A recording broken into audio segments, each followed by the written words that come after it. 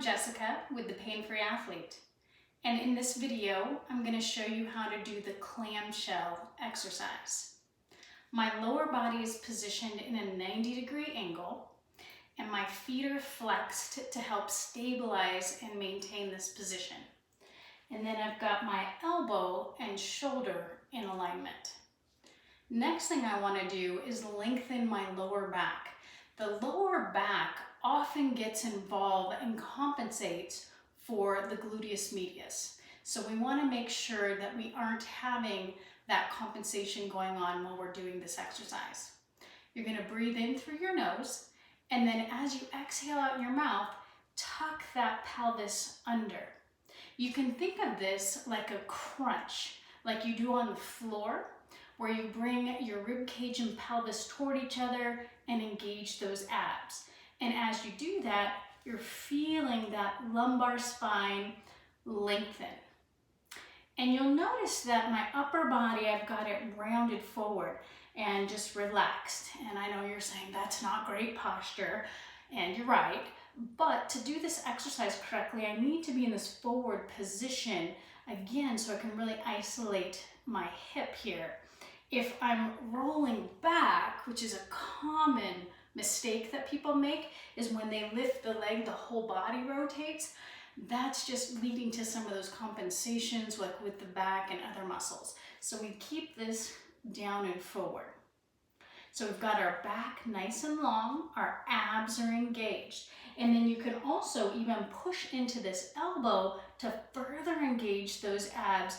And then I like to put my hand here and press my hip out and away. So I'll show you that again. So pressing that hip out, because again, that helps me to lengthen that lumbar spine. So now what we want to do is we're going to seat our hip, our down hip.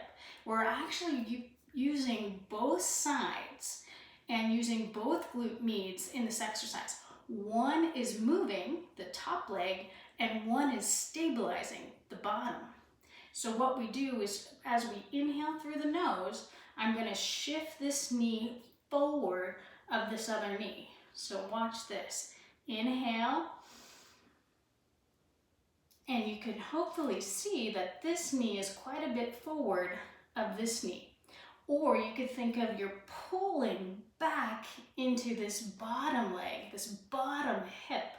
And I can feel my hamstring engage, a little bit of adductor, and the glute med on that side.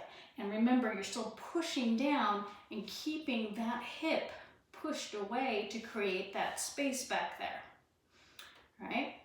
And the pelvis has rotated, so it's focused or pointing towards that bottom leg. All right, abs engaged, tucked, long back, hip out. Okay, I think we're ready to go. And then all we do is lift and lower.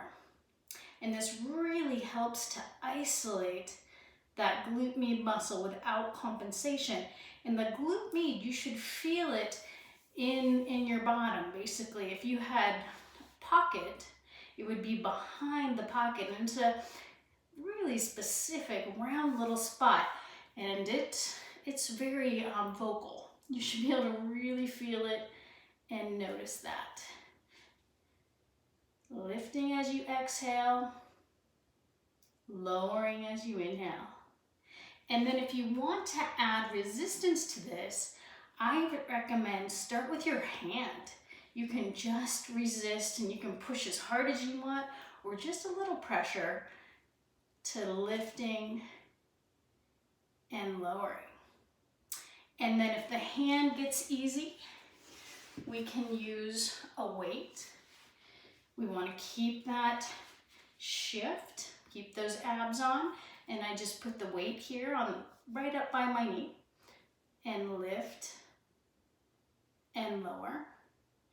And then probably what you're most familiar with seeing with this exercise is having some sort of band around the knees. Want to make sure you get back into your position, you're shifted, back is long, abs are on, and then resisting with the band. All right, so that's how you do the clamshell exercise.